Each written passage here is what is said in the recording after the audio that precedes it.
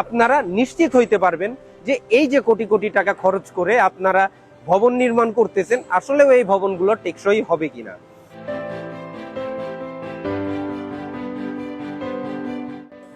কখনো কি আপনারা গণকের কাছ থেকে নিজের ভাগ্য পরীক্ষা করেছেন?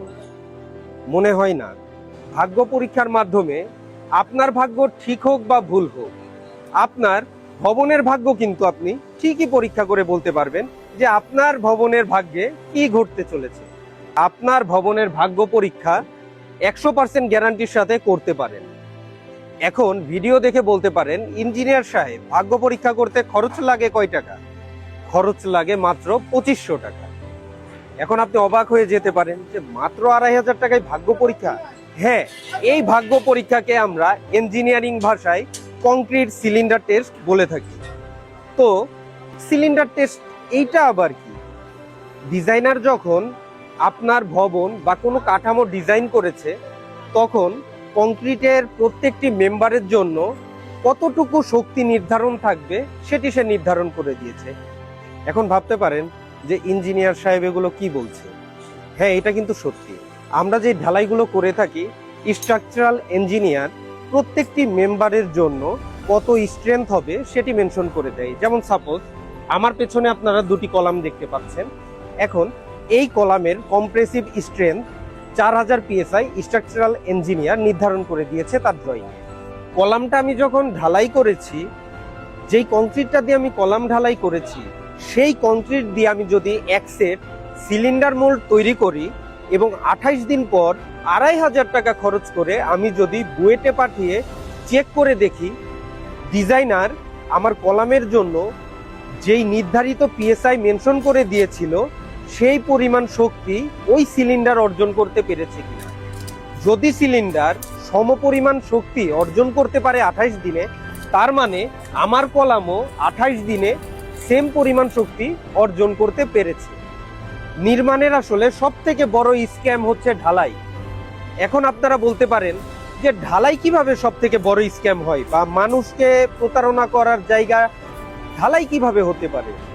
দেখেন, ঢালাই ঠিক আছে যে কিছু ম্যাটেরিয়াল একত্রিত করে আমরা কংক্রিট বা ঢালাই তৈরি করি, কিন্তু এর ভেতরেও বেশ কিছু মেকানিজম আছে। আপনি ঢালাইয়ের ভেতরে যত বেশি পানি ব্যবহার করবেন, ঢালাইয়ের শক্তি ততটাই কমতে থাকবে। যখন কংক্রিটের শক্তি বাড়তে থাকবে, যেমন 3000 PSI প্লাস যখন হইতে থাকবে 3500 অথবা 4000, তখন পরিমিত মাত্রায় নিয়ম অনুযায়ী আমাকে এই জায়গায় পানি ব্যবহার করতে হবে। পাশাপাশি এই জায়গায় একটা কাজ করতে গেলে সমস্যা হয় যে পানি যখন কম ব্যবহার আমরা করতেছি, তখন হচ্ছে কি ঢালাইটা শক্ত হয়ে যাচ্ছে। হয়তো যারা শ্রমিক কাজ করতেছে তারা আসলে সঠিকভাবে কংক্রিটিং করতে পারে না। তো এর জন্য শ্রমিকরা কি করে, বেশি বেশি করে পানি ব্যবহার করে, যাতে তারা খুব সহজেই কংক্রিটটাকে ব্যবহার করতে পারে। কিন্তু যখন 3000 PSI প্লাস কংক্রিট হয়ে যাচ্ছে, 3500 হচ্ছে বা 4000 PSI হচ্ছে, এই জায়গায় আমরা প্লাস্টিসাইজার ব্যবহার করি। প্লাস্টিসাইজার এই রাসায়নিকটা কি হয়, আপনার পানির এগেইনস্টে আমরা ব্যবহার করি। তো কংক্রিটটাকেও স্লিপারি করে দেয়, আর স্লিপারি করে দিলে এইটা ব্যবহার করতে সুবিধা হয়।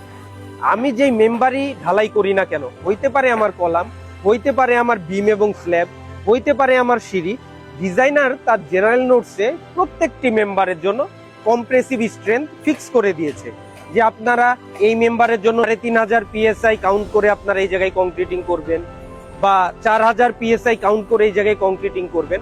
যখনই 3500 অথবা 4000 PSI এর একটা কথা চলে আসতেছে, তখনই এইখানে ম্যাটেরিয়ালস এবং ওয়াটার সিমেন্ট রেশিওটা বড় ইম্প্যাক্ট এই জায়গায় তৈরি করতেছে। আমরা সব স্ট্রেংথের জন্য দেখা যাচ্ছে যে অনেক জায়গায় এক রেশিও মেনটেন করে ঢালাই করতেছি। তাহলে কি হচ্ছে, আমার ঢালাইটা কি অ্যাপ্রোপ্রিয়েট হইলো না, ঢালাইটা অ্যাপ্রোপ্রিয়েট হইলো না।